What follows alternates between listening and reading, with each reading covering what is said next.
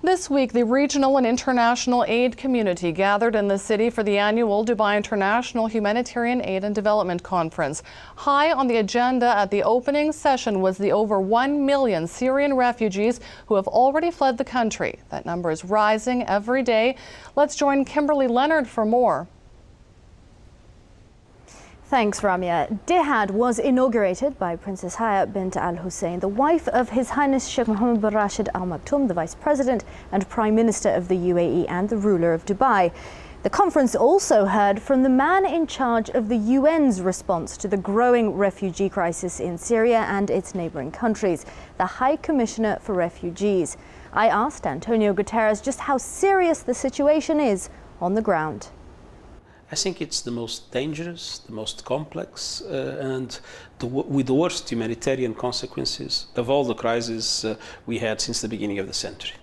Not only we have now registered, independently of many other Syrians that fled the country without asking for support, but registered with us, we have almost 1,200,000 Syrians in the neighboring countries. But it's the staggering escalation that we are witnessing that is more frightening. In December, we had 3,000 a day. In January, 5,000 a day. In February, every single day, 8,000 Syrians have crossed the borders fleeing their country. We had some days in the recent weeks of 14,000 people fleeing Syria. And this shows not only the escalation of the conflict, of the violence, but also that many aspects of the country are falling apart. Many services are no longer there. It's really very difficult for people to live independently of the violence. And so the number of Syrian refugees is on the rise. And if nothing happens, if peace is not established, if a political solution is not found, and if things go on as they have been, we could have, in the end of the year, more than 3 million Syrian refugees in neighboring countries. And that, of course, is unprecedented. And do you think the UNHCR will be able to deal with those sorts of numbers? Well, it's not only UNHCR. First of all, are the host countries, Turkey, Lebanon, Jordan, and all the others around have received hundreds of thousands of Syrian refugees and have accepted them, have opened their borders, their hearts to the Syrians.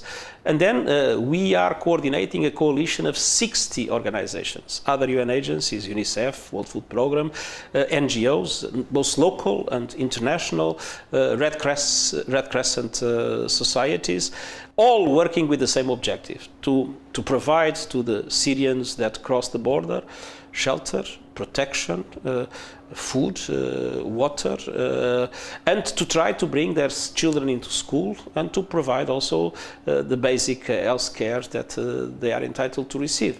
And of course, as you can imagine, with such large numbers and such a huge permanent increase, we are all dramatically underfunded, and we need a lot more support to be able to provide the Syrian people with what they need and what they deserve. Now, you made a plea for emergency funding just this month.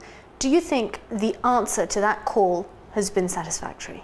We are still far from what we need.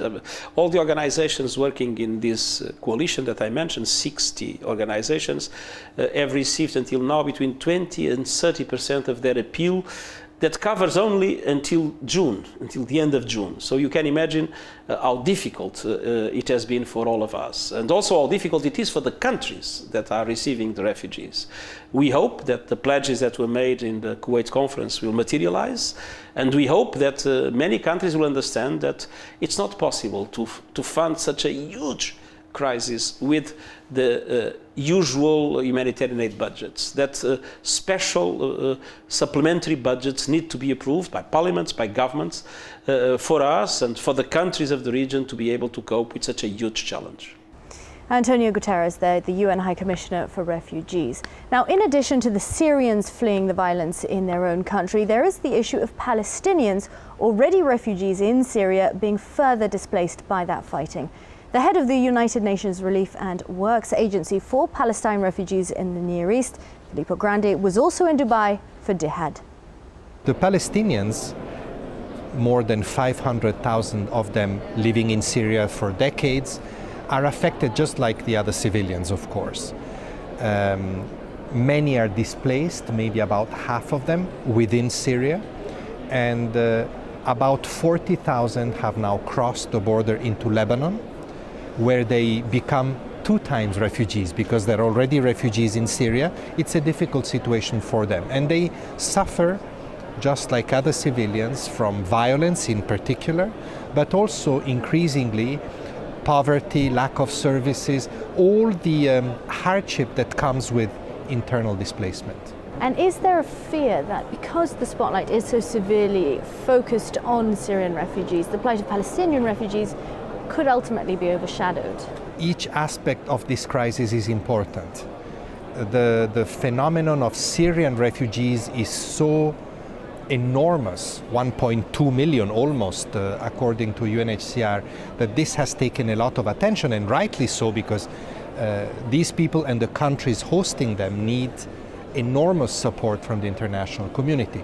But the Palestinians carry with them a special vulnerability. They're already refugees to begin with. Their original plight has not been addressed and resolved. That dates back to 1948.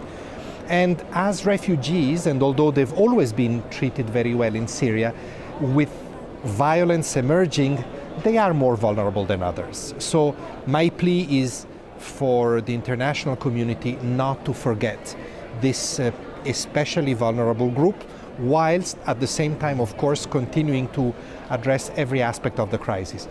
People may say, well, it's too much. Well, yes, it is too much, and it will be more and more.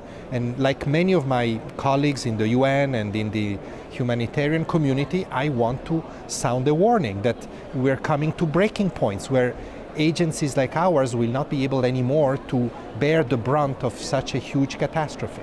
And do you think that is actually a plea that the international community will necessarily answer or even hear? I think the international community understands that the human suffering caused by this conflict is enormous.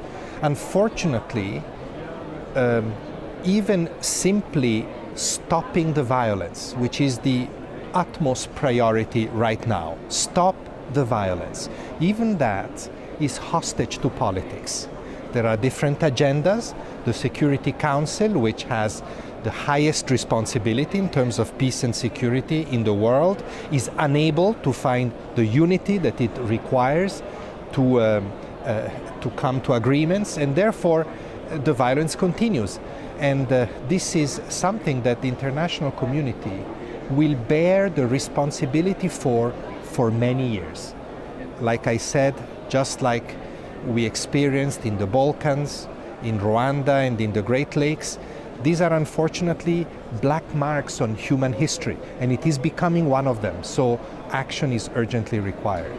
Powerful sentiment there from Filippo Grandi. Now, one of the countries that has taken action is the UAE. It's pledged over $1 billion dirhams to the Syrian refugee crisis through the UAE Red Crescent. And tomorrow we'll be looking at the country's position as a donor on the global humanitarian stage and indeed the future of that role. Back now to Ramia.